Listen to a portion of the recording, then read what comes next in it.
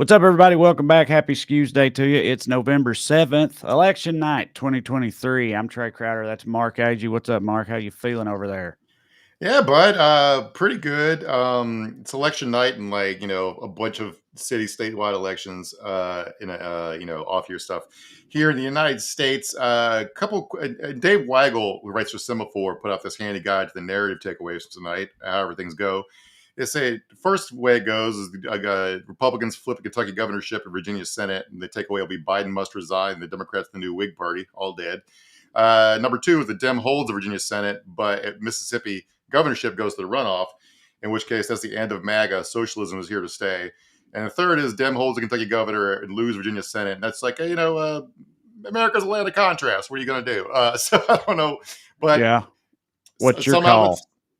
some outlets have already called the Kentucky governorship for Democrat Andy Beshear. So that's good. Last time I checked the vote totals, with 56% of the votes in, he's still leading 53 to 47. Daniel Cameron, get fucked. One of the most cynical operators, cover up Breonna Taylor's murder. I hate this guy. I hope he loses by a lot and leaves politics forever embarrassed. So that's an uplifting result so far if it holds. We'll check back in on it a little bit. That's the only one we have so far, right? That's the only one of these elections that we're talking about that's been called at this point. Mississippi's most populous county, with the largest black population, somehow ran out of ballots. Yeah. How does this keep happening? Yeah. Yeah, I know. It's always some shit like that. And it looks particularly egregious when it's like, a place it's 83% black or whatever, Seems like it's always that type of thing never happens in a white, predominantly white district or, just a super red one. So we'll check on that a little bit, but I haven't seen any vote totals coming from that yet. There are lawyers running to judge to keep polls open in whatever county Jackson's in.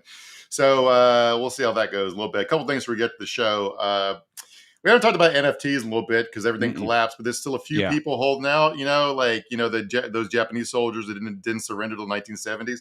Right. So there was a big gathering in Japan this week where a bunch of people went to show their JPEGs, their apes or whatever, and they had a big LED screen that they were conducting the show from. And they used UV lights for this thing. And a bunch of the attendees had to go to the hospital with burned retinas because they were essentially looking at the sun for half a day. Right. I mean, why is it even an option to use UV lights for that type of display? And why would you do that in the first place? Really makes the apes pop? Is that what it was? Like the color of the apes really pop. You can't really appreciate the artistry on display if you don't have UV light set up or something. I had no idea this was even still a thing, frankly. This whole thing collapsed so fast. I can't believe anyone still thinks has any merit to it. The leading face of progressive face of crypto, if there is such a thing, Sam Bankman-Fried's not going to spend most of the rest of his life in prison as of last week. So all these people are just I'm not sure what planet they're on. But speaking of our hilarious and deadly dystopia, let me read this headline to you. How Israel shot down a ballistic missile in space for the first time. So we had our first space war. Nice. Space battle. Yeah. And against all odds, Yemen was involved. The Houthi rebels in Yemen launched a missile at Israel that Israel shot down from space. And if you want to know one of the reasons we need a fucking ceasefire on this thing, so this shit doesn't keep spiraling out of control, is we have a space war with Yemen going on. If you'd give me 1,000 guesses for who was involved in the first ever space battle, I probably would have guessed Luxembourg before Yemen. Madagascar? I don't fucking know. How'd the Houthi rebels in Yemen even get a rocket into space? Like, is it Iran? That's where rocket technology is at now. It's more accessible, these space rockets. I've been waiting Elon Musk of the Houthis over there, just fucking getting. It's like you know how Tony Stark built the first Iron Man suit in a cave in the dark with a box of scraps. Famously, everybody knows it. When I used to work for the DOE, I did interagency agreements, so like little mini contracts between the DOE and other agencies. And I remember getting one on my desk one time that was the something like blank and space warfare center. And I remember being like, fucking space warfare. This is like 2011 or whatever. I had no idea that that was even on the dock. It's way before Space Force. And Yeah.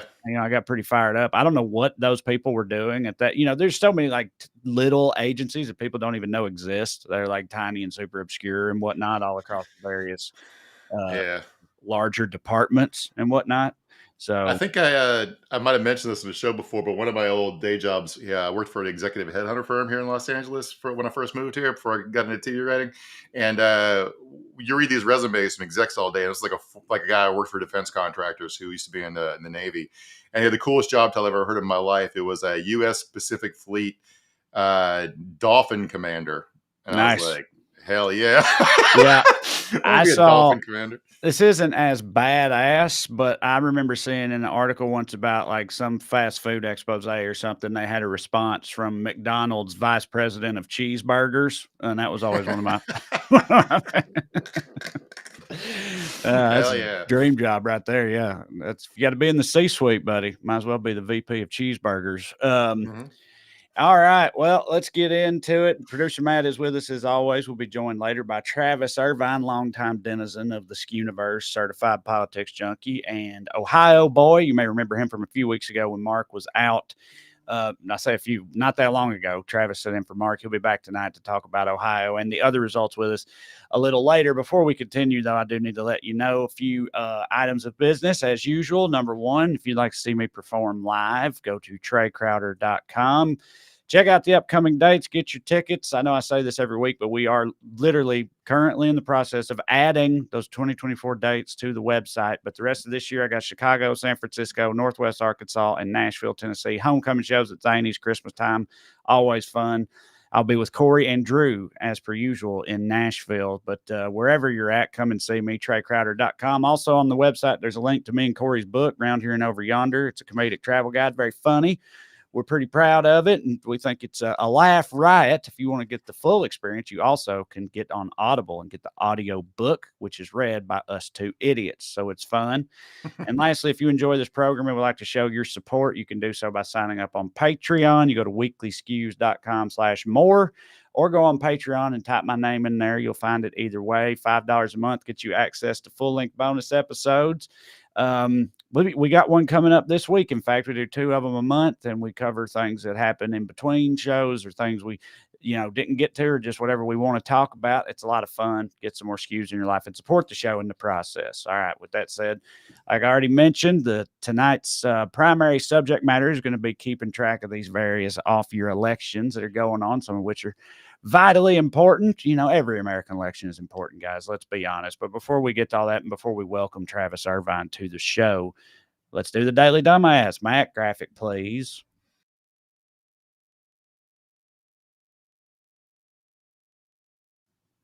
Tonight's DD, anybody who doesn't think Eric Trump could be right about something exactly one time. Let's see here. United States of And it's sad that this is the United States of America. And right now, make no mistake about it, maybe through your very lenses, the entire world is watching this and they're laughing about what's going on.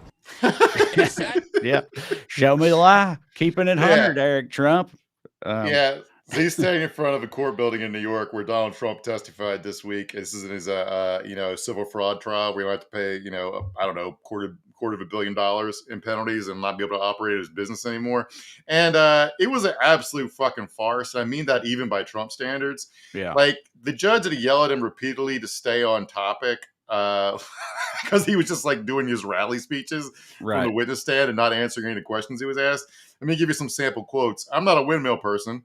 Yeah, we know. We all know that he hates windmills, dude. They kill birds, famously. Yeah, he did. He did another speech this week about women. I didn't want to use a clip of it because we've covered it enough. Based on the windmill thing, another line from Trump said on the witness stand pertaining to nothing. I have a castle, which is an awesome flex. I wish I had a castle, but but his lawyer didn't even bother cross-examining him. They just let their prosecutor rip him apart and then fucking walked away. His lawyer said, in 33 years, I've never had a witness testify better. An absolute brilliant performance by President Trump. He's not backing. Like, why would you say this? You have to work again as a lawyer, in theory. I don't understand. Well, I mean, whatever. I mean, law done, but getting him up there in the first place, but also just it seems odd to me to just let him just only get grilled by the state or the prosecution or whatever, and then just leave it at that. Let him go on this nonsensical diatribe for however long it took and get made fun of across the internet and just not offer any sort of rebuttal legally or Right. whatnot. This is the one that's the one that has to do with him artificially inflating the value of things Right. over the years and lying about how much money he had or how much worth his properties had to screw people You over investment you wise. gotta understand that from their perspective, this whole thing's a fucking farce in another direction. It's a setup because yeah, he elevated to get better loan terms. He inflated the value of his properties, right, to be better loan rates and more money from the banks. The banks profited off the deal, right? So they're thinking, how could I have defrauded somebody who made money off of it? I didn't Mhm. steal from them. I made money for them. Right. But here's the thing. Martin Shkreli went to jail for the same thing. He lied to his investors that he made money for about what he was investing their money in and still went to prison. You cannot lie to people. If I steal $100 from your wallet and go bet it on a horse and the horse comes in 40-1 and I put $1,000 back in your wallet, I still stole $100 from you. And Right. that's the judge ruled. That's why the judge ruled off the top. They're guilty and they're just haggling over how much the penalty is going to be. So like, they're frustrated with this whole thing because they don't understand that you can't rob people even if you leave them better off. But The penalty, again, sorry, I'm so law dumb. This is a civil fraud trial. The penalty goes to who? Like the state. state? Okay, so it's Yeah. not. He's not being sued by these financial institutions or whatever. No. Okay. And like Deutsche Bank and stuff has basically been on the record saying that he was just too rich of a client for us. We knew he was defrauding us, Right. but we made so much money off of him we couldn't say no. And then once he was president, they couldn't call in their loans even when he was defaulting on them, because you don't call it a mark on the president of the United States when you're an international financial company. So I was trying to figure out what my favorite exchange from this court proceeding was. It was either between this one where the prosecutor says, did you get copies of statements in 2021? Trump said, I was so busy in the White House with China, Russia, and keeping the country. Prosecutor, you were not the president in 2021? Yeah. This one went kind of viral, this exchange. I saw it all over Twitter earlier today. Yeah. Yeah. And this one, just talking about Scotland, goes, Aberdeen is the oil capital of Europe. Very rich, Trump says, at which point the judge interjects, irrelevant. And then Trump goes softly, it is. It is, though. Yeah. Okay, fine, but it is. So, yeah. Yeah. I mean, all these trials, you just, an absolute gold mine of stupid quips. You know what I mean? Like, as we go through them, like, there's going to be more than you could ever keep up with, I'm sure. Anytime he speaks in court, you're going to get some wild ass shit like this. So, at least not even in court. The same speech I was talking about where he talked about windmills again in the Wales, he basically confessed to obstruction of justice on live on camera. And I'm like, how the fuck, dude? How the fuck? Right. I do admire his dogged dedication to committing most of his crimes in front of the whole world, That's the secret. And still, right? Yeah, right. That's the secret. Yeah. Yeah. It's like, it's so brazen or whatever. It's like, well, it can't be, he can't actually be breaking laws or whatever. Who would be dumb enough to just do it on Fox News or, not in front of millions of people? But yeah. He do, though. All right. Our honorable mention for Daily Dumbass: people who don't think it's perfectly normal to share your porn history with your kid. This is some wild shit here. MAGA Mike Johnson, the Speaker of the House, shares a little TMI here. With covenant eyes within your home. And so why is that such an effective tool? Why do parents need to put this into their home? Yeah, that's great question. We probably could have called this more appropriately a war on the darkness of technology, because there are some good things with technology, of course. I mean, the Bible apps we all love. We broadcast our services, on our social media, and there's some very positive things, but there's also, as Clint's pointed out aptly, some really dark things. So Covenant Eyes is the software that we've been using a long time in our household. I first learned about it at, I think, a Promise Keepers event in the early 2000s. I think it was developed in about the year 2000. But it's the largest accountability software that there is, and there's some paperwork out there on the table that I think everybody may have picked up on the way in. If not, go get it. It's a subscription-based. I mean, we don't make any money on this. I'm telling you, we use it. Okay, I'm endorsing it because I'm a user. It's about $15 a month, $16 a month, something like that. And you get up to 10 devices. And what it is, it's accountability software. So men in a church, men's Bible study groups will do it. That's how it's presented at Promise Keepers. But they also mention, hey, when your kids become teenagers, especially if you have boys, dads, they're talking to the guys at this event, you might want to think about doing this with your sons. And so we've been doing that. And so what it does real simply is it has an algorithm and software. It's way above my head how it works, but it scans, you obviously opt into it, but it scans all the activity on your phone or your devices, your laptop, tablet, what have you. We do all of it. And then it sends a report to your accountability partner. So my accountability partner right now is Jack, my son, right? All right, you cut him out. So he and I get a report. If there's anything objectionable that comes up on that report, then it gets reported to your accountability part. Dude, this 17-year-old is like fucking hacking into the mainframe watching porn. He's like doing Matrix level hacking shit, having to circumvent this stuff. So, he might have a future in cybersecurity or something, because he's definitely getting put through the ringer at this stage. Right. It ain't like he's not watching porn. I don't give a fuck what Covenant Eyes says. He's figuring something out. But yeah, this is nuts. I was trying to figure out, like, if my dad got a text alert every time I jerked off, like teenage me jerked off, I would went through all of his data, like his phone. His battery explodes. Yeah, right.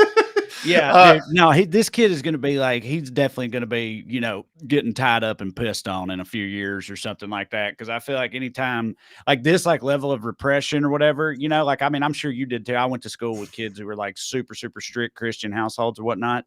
And then, at least a couple I can think of, then they they go to college, they get out of the house or whatnot and just lose their goddamn minds, just go wild as fuck. Speaking of the repression levels here, another notable user coming to eyes was Josh Duggar, who ended up in prison for a bunch of different sex crimes with children and adults and child porn and shit. So I'm going to say that it doesn't work. But I was trying to think of which way is more disturbing, because like the dad getting the son's jerk off history is bad enough, but imagine you're the son, you're hanging out with your boys, and you get a notification on your phone that says, "Sorry boys, I gotta go. And my dad's talking his baby." My dad's checking off right now. I gotta go join him in prayer and absolve him of these sins, because he's looking at MILF porn again. It's also like if I'm a foreign intelligence service right now, my first thought is I gotta buy Covenant Eyes. Right, dude. Yeah, I know. Yeah, that part too. Like willingly just giving it access to, like, I thought that was like a big deal nowadays for people. You know what I mean? Like protecting your data and whatnot, and just like you're just giving this third party company or software access to literally everything you do across every device, your entire digital footprint, and your whole families too.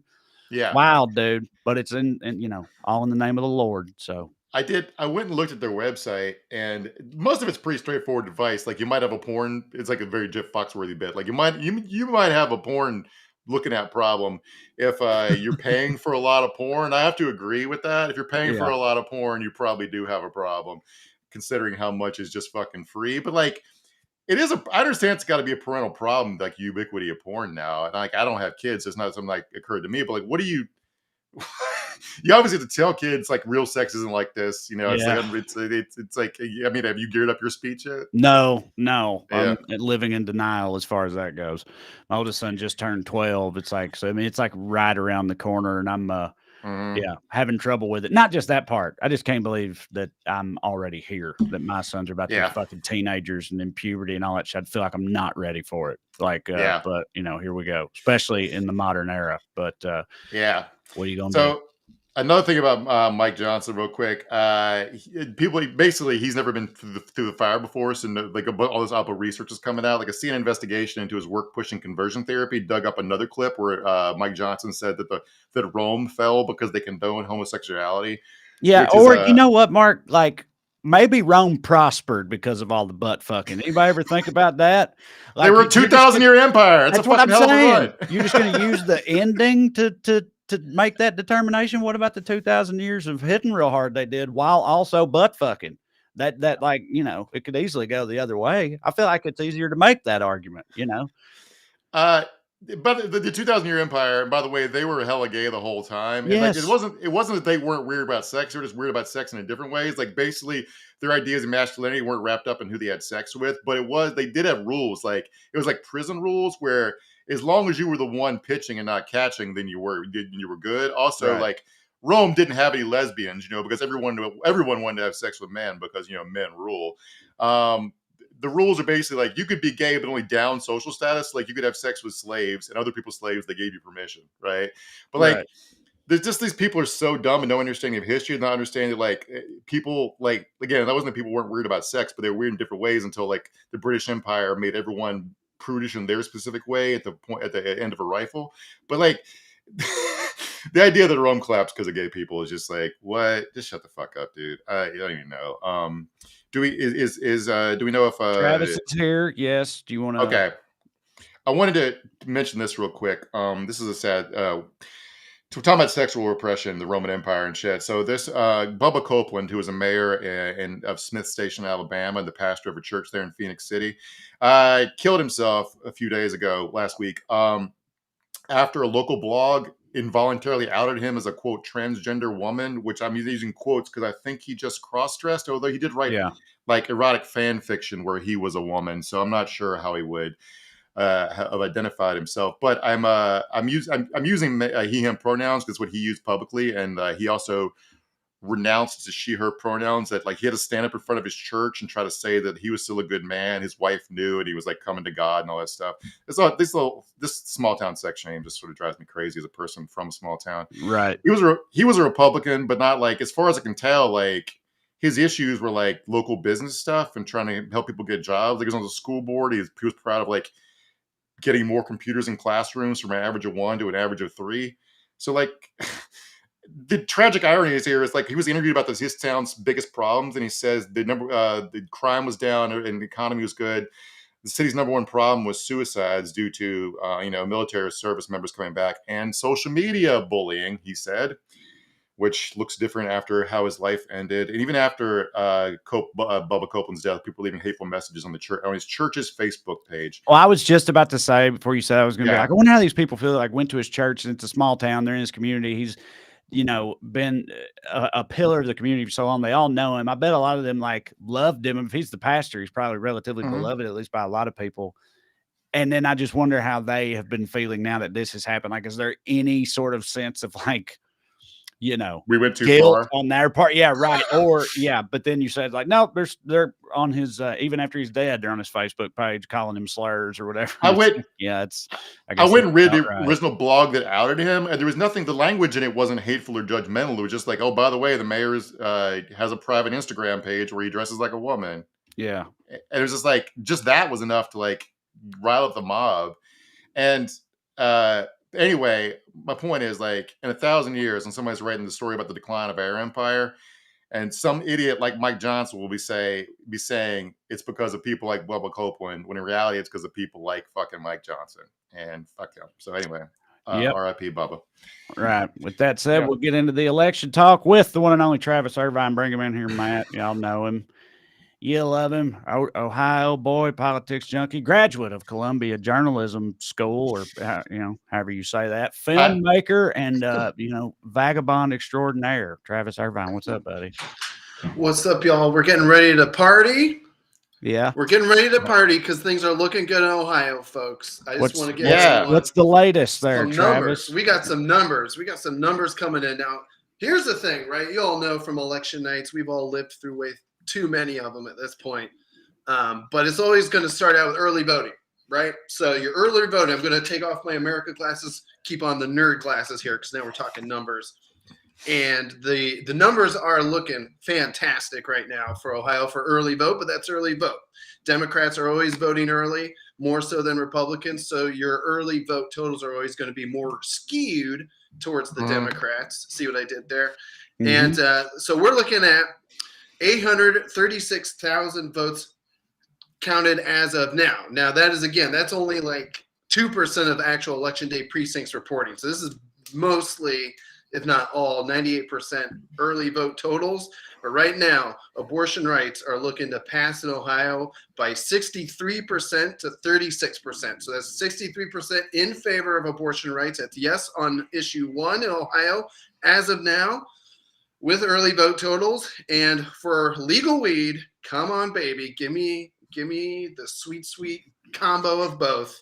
56% to 43% passing right now. So these numbers right now, it's looking very good early vote for both legal abortion rights, reproductive rights, as well as legal marijuana rights. But again, what happens is the election day numbers come in and more Republicans vote on election day. These margins are going to narrow a bit, but then they're going to expand again, because once they start counting the actual populous counties in Ohio, which is your Cuyahogas, Cleveland, Hamilton, and Cincinnati, Franklin, and Columbus. Once those all get to be counted in mass, then that adds to the margin again. So that's kind of what we're looking at. But I mean, I think you've already seen there in Kentucky, Andy Bashir, they're already calling it for him there. So could be a good election night. Could be good looking forward too to 2024. Right. Everybody all you Buckeyes out there, feel free to get high and pregnant tonight. So I'm gonna. Something I found incredible. By the way, I sent you a picture, Trey. After you told me Irvine was going to come on tonight, I ran into him at the bus stop. Yeah. And he was wearing American flag glasses and a Bernie t-shirt. They still got him on. And I was like, he's optimistic. So something I found encouraging before today is last night, the anti-abortion movement was already started messaging to preempt losses today. Here's a quote from the president of Susan B. Anthony Pro-Life America, which the president of Susan B. Anthony Pro-Life America being a dude is funny to me.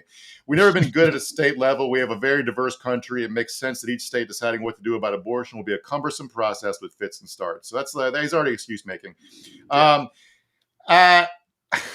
want to talk about my home state of Virginia real quick. The whole legislature's up.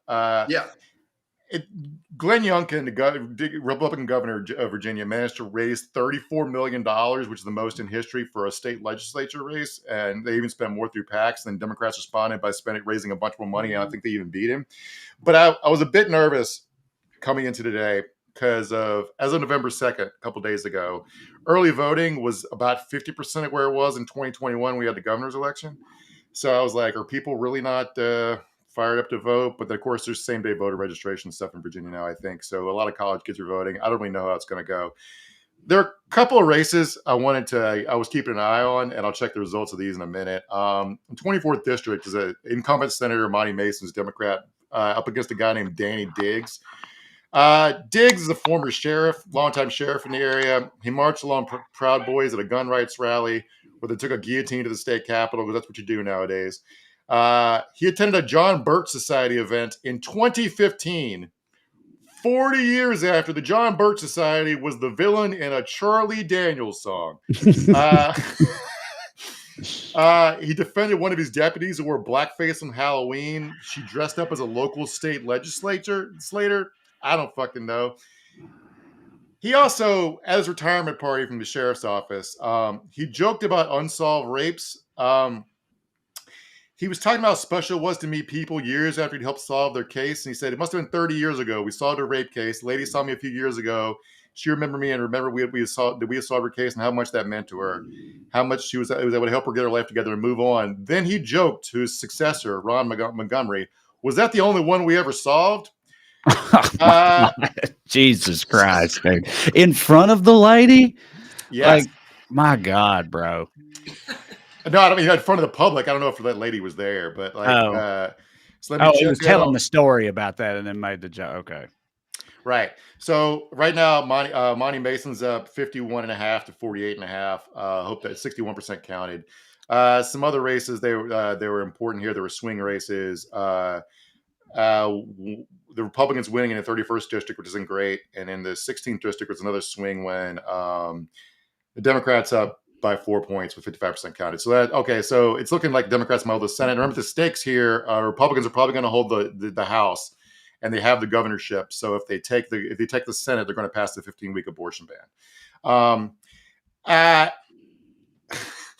So back to Ohio. I was looking at some exit poll stuff earlier, Travis, and was shocked to see that a majority of Ohio voters think abortion should be legal. You guys literally just voted on this kind of a couple months ago, Mhm. Right.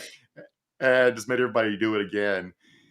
And the messaging around this was insane. We talked before about trying to make it a parents' rights issue, and to this point, a guy named Bernie Moreno, who's running against Sherrod Brown for the U.S. Senate, said that the ballot measure would let a rapist force a woman to get an abortion. Specifically said that if this passed, his daughter's rapists will be able to force them to get abortions. And I don't know quite how his brain got there. Do you is there logic to this? No, I mean, Bernie Moreno is another one of these never Trumpers like J.D. Vance, who then became very, very pro-Trump. So no, of course, none of the mental gymnastics that he's going to try to do on this issue or any issue makes any sense. And he's also going to be in a contentious Republican primary, by the way, before he gets to the final round against Sherrod Brown next year for Senate. So, but this is, you're absolutely right, Mark. This is what they've done. The anti-issue one people, the anti-abortion people, their messaging is all over the place now, especially these last few weeks, because poll after poll, including their own pollsters, have shown them that issue 1 was going to pass overwhelmingly. You know, it reminds me of Trey's bit that he was doing when we were on the road to Ohio, when he was referencing that August election you were talking about whether or not Ohioans want to vote, about whether or not our vote means shit or not. And yeah, we're going to go ahead and vote, say that I do want my vote to mean shit. That's kind of what we're looking at tonight too. Right? Anyone who has a woman in their life, whether it's a niece or a sister or a mom, a grandma, an aunt, whatever it is, women's rights at the end of the day is one of these issues that's going to transcend past partisan politics, right? And we're going to see that tonight. We saw that in August too, right? A lot of rural red counties still voted no on that issue 1, meaning they want to protect our constitutional votes, as opposed to now when they're voting yes on issue 1 and they actually want to protect reproductive rights. So you're absolutely right, Mark, that they intend to confuse with their messaging because that's the only way they can win on an issue like this.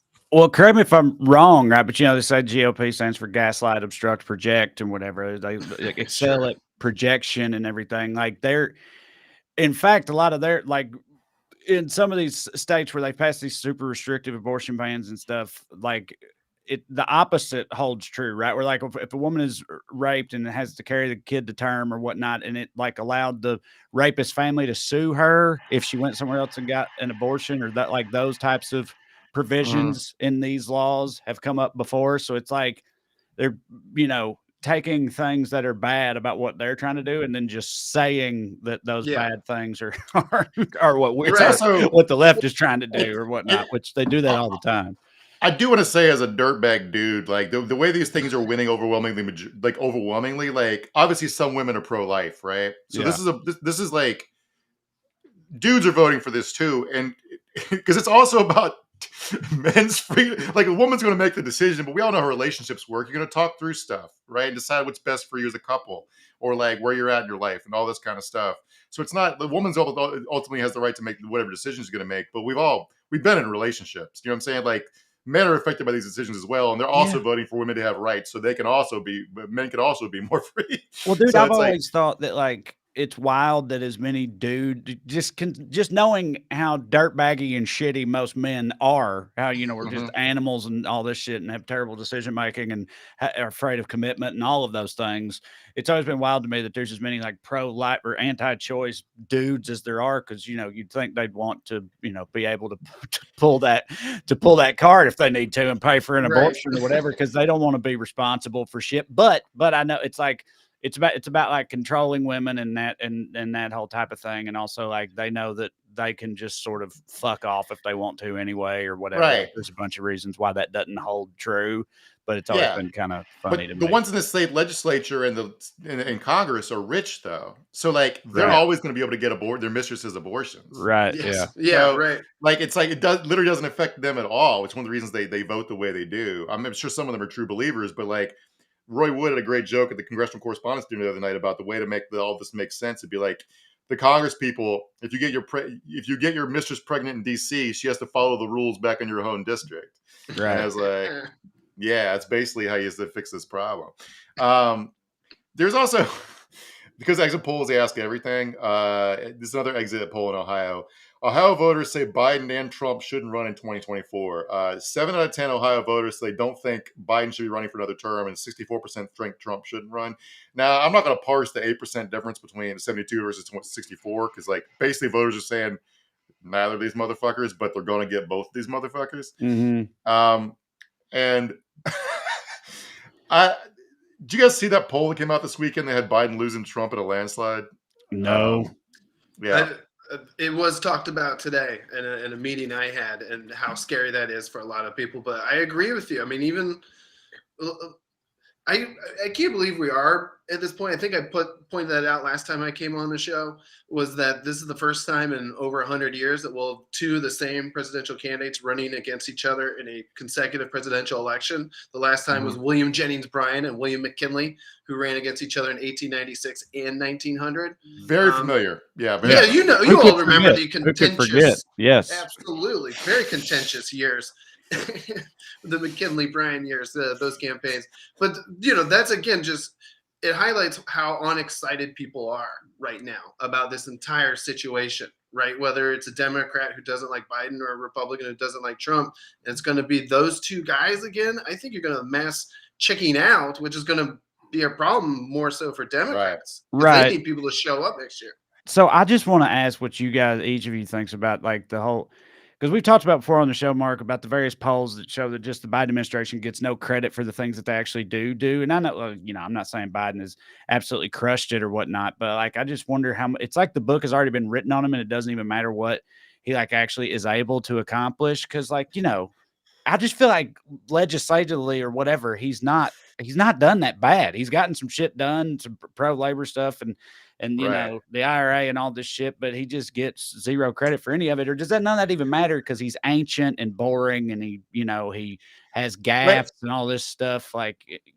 People were trying to figure out this poll because the result, like, first of all, it's a year away. And like at this point, Obama was losing to Romney in 2012. And polls also said, but people were also saying they didn't like either Obama or Romney.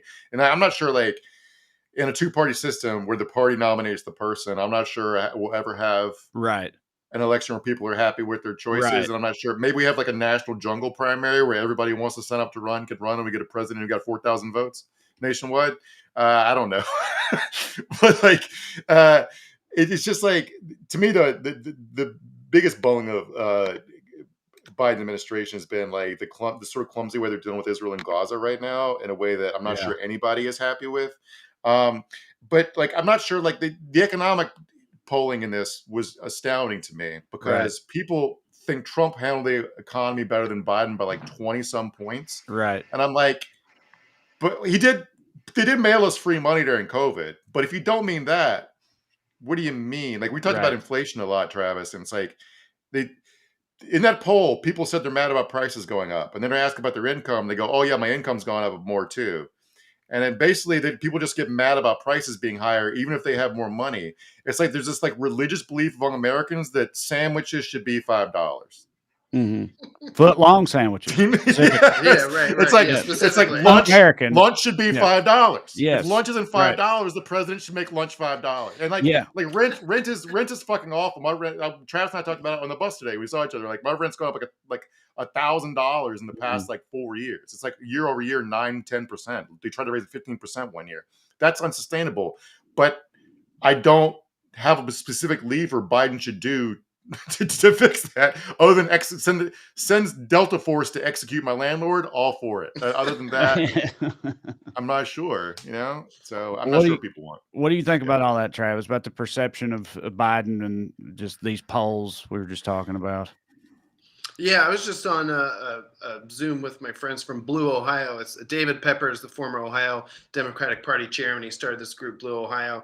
And that's what they were talking about for next year, right? Because, again, here we are in an odd election year, 2023. You always got Virginia, Kentucky, and New Jersey. They do all their statewide elections in these odd years. But otherwise, it's really just, again, this big Ohio abortion rights vote and the big Pennsylvania state Supreme Court race that's happening over there. Democrat, who obviously is pro-choice, versus a very crazy anti-abortion Republican.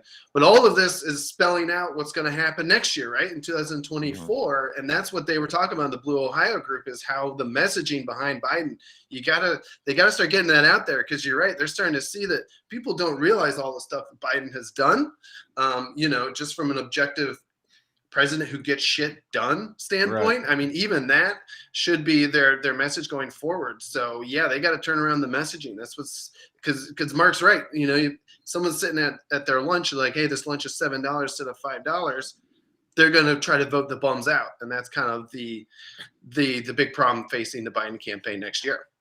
Right. And they as far as the price of stuff, like, do Americans want like a Soviet style command economy with absolute price controls? Because I can't figure out because the stuff they can do, like Biden tapped the strategic petroleum reserve, right, to get gas prices down, probably affected at 30 cents a gallon, like capped insulin at $35 or whatever it was. Like it should be more, but Medicare can negotiate drug prices now. They tried, like, without congressional cooperation, they can't do a lot more. And the problem in Congress is the other party.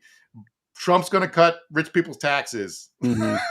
That's right. Not going to help you. I don't know what the people want. Yeah, it's just like, I don't know, man. It's a low information voter problem. And also, like, it's not even really a low information voter, because there's so much information now. It's like, people don't know what to believe, Right. Well, and that's, even this year, like, can Democrats carry this after the big post-Roe decision last summer, right? They were able to kind of claw back what they were going to lose in the midterms in 2022. You can see it's going to help them directly when it comes to abortion on the ballot, like it was in Ohio or Kansas or Kentucky. They obviously win big there. So the real big question, not just on Biden's record, but can they keep this train rolling in a post, Roe world where you're going to see the abortion rights on the ballot in a lot more states next year as part of an overall nationwide strategy. Yeah. Sorry, you talk for a minute, Trey. I'm trying to look at some results real quick. Yeah, well, it's just like in terms of the messaging and polling about Biden and what he's done and whatnot. There was some huge poll. I know we talked about it on here a few weeks ago now, but this like expansive poll about economics issues specifically. And it's like, when it comes to inflation and gas prices and all that type of stuff, like, it annoys me, but like, I fully understand why people are like, have you seen how much shit costs? Like, don't tell me things are super great when rent is this high and fucking eggs are this high and all this stuff. Like, I understand that, because it pisses me off too.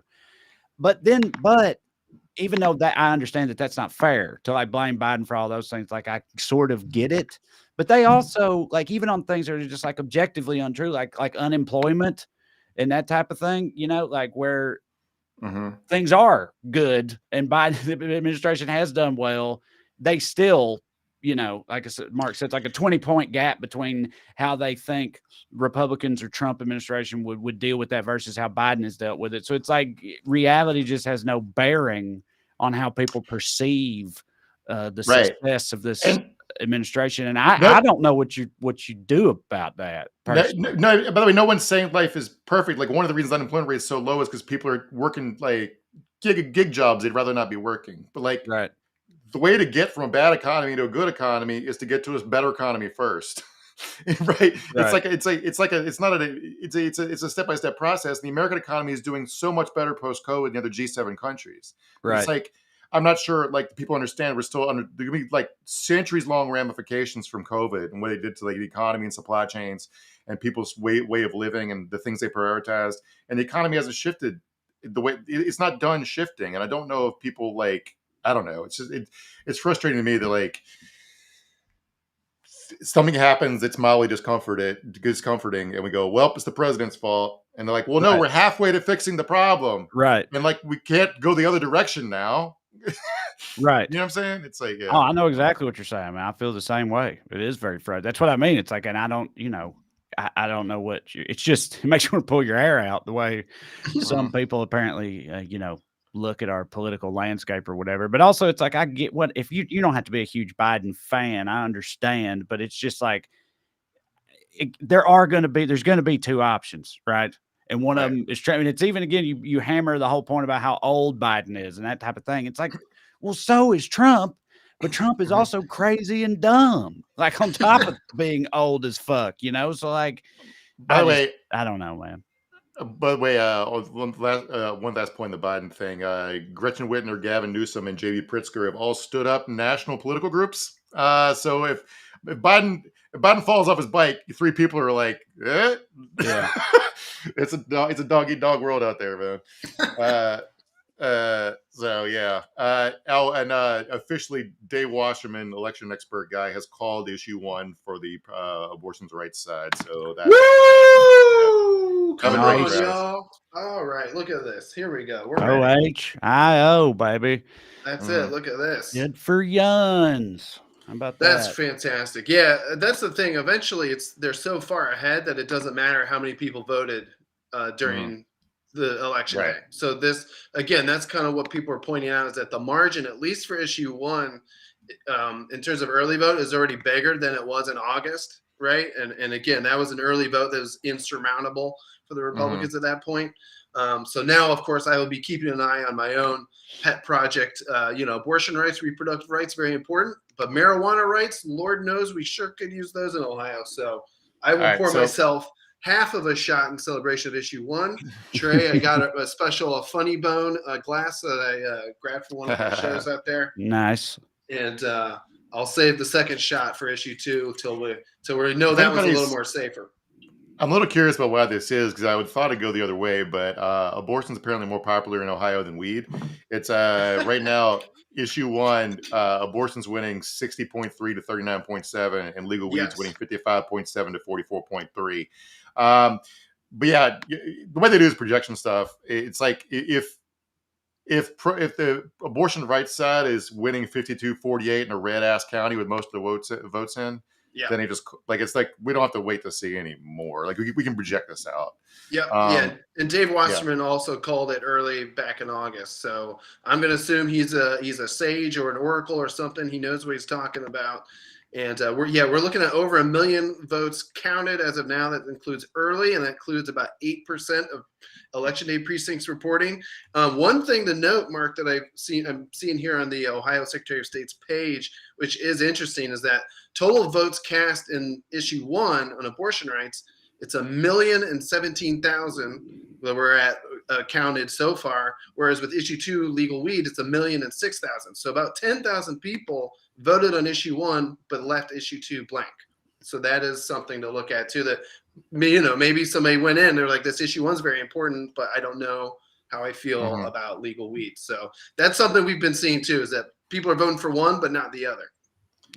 Interesting. The weed thing, I go back and forth on the weed thing. Well, first of all, also producer Matt, I just want to say, if you want to grab us some questions and comments, I know you're throwing them graphics up and everything, and I appreciate it. But yeah, you start throwing some of those our way. But the weed thing, part of me thinks like, I can't believe it's even that close. Like, meaning I thought it'd be more in favor, like a larger victory for people, because it's like I feel like it just feels so outmoded and archaic for someone to any kind of reefer madness shit persisting today amongst the populace. You feel like you don't see that, but then you're like, well, there's a lot of papaws out there, and I'm not talking to them, so I don't know what they think. But then on the other hand, I'm not all that surprised, because I was just thinking about this earlier for a different reason. But I feel like so many people just like if they don't dig weed personally themselves, and then fuck it, they could give a shit less, regardless of like how they feel about the rationale of or constitutionality of it, or whether it should be legal or not. You know what I mean? It's like if they don't do it, then they don't give a shit if anybody else gets to do it or not. I feel like it's like I just want to make the point here, like we're joking and stuff, but like the reason to legalize recreational weed isn't just so people can party. It's so people don't end up with criminal records that fuck up their entirety of their lives for committing a crime that most teenagers commit. See, that's kind of what I'm saying. It's like there are these very valid arguments for why it should be the case. And I'm saying I feel like a lot of people that just don't fuck with weed at all, they don't like think about or care about any of those parts. Do you know what I mean? They're just like, people don't need the wacky weed, and leave it at that. They don't like think critically about it, which I know wild thing to say about our fellow Americans, but I believe it to be true. Deb Marsh says, thanks for showing up to vote, Ohio. Yep. All right. I want to do. Says, you're welcome, Deb. Liz Studenka says, I for once am not ashamed to be from Ohio. Yeah. Buddy, you guys got University of Michigan over a barrel over their sign stealing thing. You gotta be very Yeah. proud Ohioan right now. All them astronauts too, baby. Which of course Couple that's the old joke about the Ohio astronauts is that's just how badly they wanted to get the fuck away from Ohio. Only Yes. the moon was far enough away. Yeah. Sorry, Mark. You've been trying to say something for like the past 30 Oh yeah, seconds. sorry. We'll get this Cutting you comment in a second. Update from Virginia. The three things that analysts three races that analysts had flagged is key ones for Democrats holding control of the Senate and women getting to keep rights in Virginia. 31st district is leaning towards Democrat, 51-49 with 86% counted. The 16th district has already been called for the Democrat. And 24th one, the one with Monty Mason running against racist sheriff from the 1960s, Danny Diggs. Diggs is fucking winning 50.7 to 49.3, only 55% in, but goddamn, I'm mad. Oh no. Yeah, Monty, you hear the name, like both those names are off the tongue. They're very alliterative or whatever. Like you need a double consonant name to take on a double consonant name. So at least they had that part figured out. And it's like M&M's or double D's. That's a hard choice, Yeah. But So I hope Monty Mason pulls it out. Chilida, I'm sorry if I'm pronouncing her name wrong. Yeah. She said Ohio is not a 4-letter word today, and this is from a Michigonian. Yeah, but Monty Mason and Danny Diggs does sound like a tag team from 1986. It was Absolutely. like the Mason Digson The line or Mason something Dixon like boys. Yeah. Yeah, that's funny. Yeah. I mean, Ohio still is a 4-letter word, but I hear you, Shalita. Totally fair. In fact, we've got more numbers coming in. We're at 13% election day precincts reporting. So this is it. This is when that margin starts to narrow. We're looking at 60% for yes on issue 1, 40% no. But if we stay like this, like I said, if this is kind of where it stays, then those big counties in Ohio, your Cuyahogas, your Clevelands, your Cincinnatis, your Columbuses, those are going to push that margin back out. But this is where the margin shrinks. So and this is abortion rates are passing. Yeah. They're passing about 60-40 now, and marijuana rates are at 55-45. So if we stay in this area for the rest of the night, that's actually bodes pretty well for both. And this is how you get Joe Biden to actually say the word abortion next year during the campaign, which he is loath to do. Which is like that, and marijuana. I mean, he'd be great if he talked about both, but Joe Biden's never going to be for legalizing marijuana, dude. He's a pro cop guy from the 80s. It's just like he remembers punching hippies, dude. So yeah, he did. Will Tyson says abortion has been legal in Ohio, marijuana hasn't, so it makes sense abortion has more votes. That makes sense. I hadn't thought about it that way. It's an interesting insight. That one's a change, one's a status quo, one's a change. Yeah. But as far as I know we've said it before a million times, Mark. It just for the Biden administration, it just feels like it's just such a goddamn layup. I know you just said, hey, he's ancient, he's a papaw, he's pro cop, whatever. But it's like, come on, man. Like I don't see the downside of it, and every little bit helps. You'd think. Sarah Egan Reeves says. But Frank LaRose, the Secretary of State, and the crooked State House will still try some dirty tricks to block the amendment. Oh, yeah. They got something up their sleeve. Yeah, so that's kind of what the Blue Ohio folks were opining about. Obviously, if we win tonight, you want to take that victory. You want to run down the field with it as far as you can. But, yeah, we still have a very gerrymandered state legislature here. Now, with constitutional amendments, they can't just block it. But we also have a very Republican Supreme Court, that has 4 Republicans on it. 3 of them have publicly said that abortion is not a constitutional right. And they said that when we still had Roe v. Wade in effect. So sure, I'd be more scared of what the courts are going to do than Frank LaRose and the state legislature when it comes to the abortion amendment specifically, because that's going to be in the Constitution now going forward, as long as this all holds tonight. But yes, absolutely right. She's correct. The Republicans are really good at pulling shenanigans there in Ohio. So we just got to hope that they, hopefully see the writing on the wall that this issue is here to stay. Honey Bunny for you on YouTube says, let's go women. Thank you, Gen Z. Honey Bunny, is that a Pulp Fiction reference? Just rewatched that on a plane, guys. One of my favorite movies of my youth, and I hadn't seen it in a few years and watched it again the other day. movie hit so hard. That's neither here nor there. But her name's Honey Bunny. Yeah. It made me think And of it. that actress who played Honey Bunny, by the way, the IMDb credit is Honey Bunny. Yeah. I did look it up recently for a job I was on. She's been making a comeback. She was in a couple things recently I saw. She's Oh, is killing it. that Good for her. Amanda Plummer? Is that Amanda Plummer? I don't remember her name. Okay. Yeah, Dave Wasserman's edging up to calling it for the Virginia Senate for the Democrats. So the forces of darkness and Yeah. Held at may have bay. been forestalled. Looking Yeah. Woo! shaping up to be a pretty Also- good night. How about that? We can say fuck off to Glenn Youngkin's presidential chances for a while at least. So Oh, that's good. yeah. Nice. Please. Absolutely. Lauren Russell Pank says, hit that like button, folks. Thank you, Lauren. The viewers have to remind me every week, Travis, because I literally never think to say that. Yeah, do the internet stuff. Smash that like button. Don't forget to subscribe to the channel. Rate and review. 5-star review. Tell your mom and them. We appreciate you watching.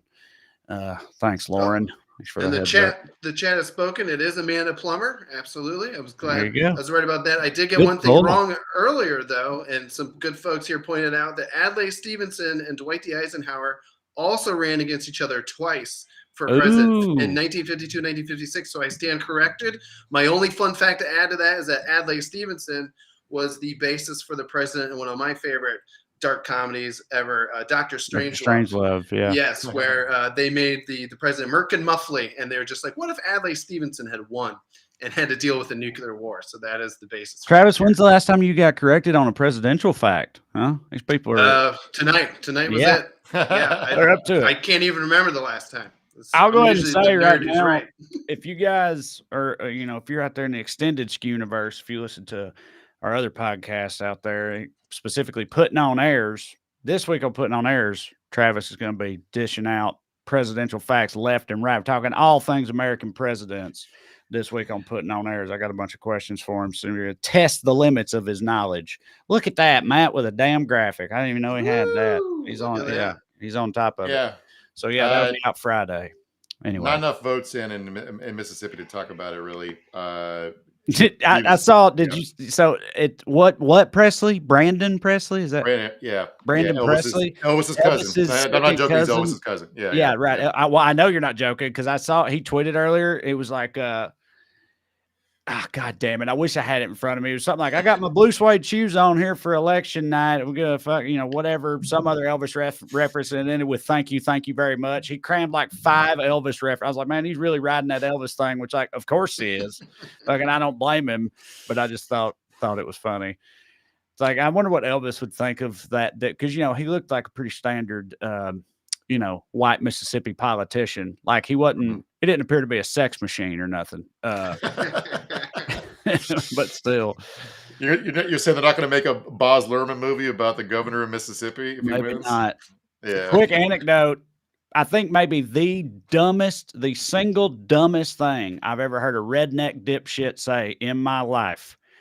We were in Memphis. Me and Kay and the boys, her sister used to live down there. We were in Memphis and we went to this like visitors center in Memphis. We just happened to stop there because my toddlers needed to pee, to use the bathroom and whatnot.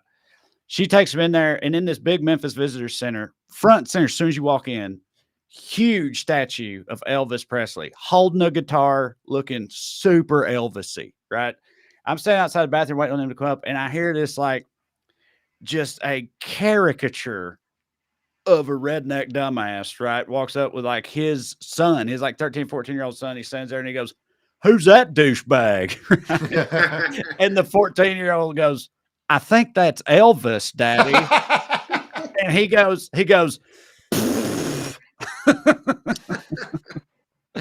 he blew a raspberry at the notion of Elvis in Memphis. Yeah. It's like, I'll never forget that as long as I live. I don't think it's like, and that dude probably is voting tonight or, well, he will be next year. He's presumably a Tennessean, one of my countrymen.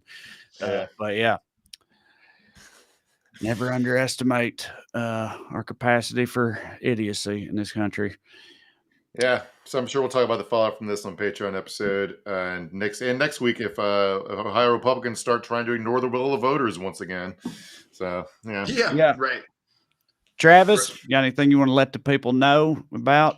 You know me. I love plugging the old flicks. We got American Mayor. This is about me running for mayor of my hometown. I was 24 years old, had white guy dreadlocks. Spoiler alert. Did not win, but you can check it out and see how just by running, you can also change the trajectory in your hometown. And of course, our good buddy Ed Larson, How America Killed My Mother, Trey and our buddy Drew Morgan are both a part of that movie as well. Always good to promote that one because Trump indirectly killed Ed's mom. I mean, Trump owned the casino where Ed's mom gambled away all her money. So the fact that Trump may be the candidate again just means this movie is still relevant as ever. So please check out the flicks. Beyond that, all I got is my little Ohio flag here, and I'm just going to keep waving it with pride. It's like today, Ohio is not a 4-letter word. All right. I would have sworn that was a Puerto Rican flag until you just told me. That's what's so fun about it. Nobody actually knows. Yeah, right. All right. Well, thank you, Travis, and thank you all very quickly. Come see me live. Go to TreyCrowder.com. Check out my upcoming dates. Chicago, I'll see you on Sunday at the Den Theater, and then everywhere else after that. Check out the book, Around Here and Over Yonder, by me and Corey, and support the show on Patreon, weeklyskews.com/more. Go on Patreon and search for my name. $5 a month, full-length bonus episodes, a lot of fun. Support the show in the process. Main thing, you keep coming back every Skews Day. If you do, we will too. We'll see you in 7 days. Love you. Bye.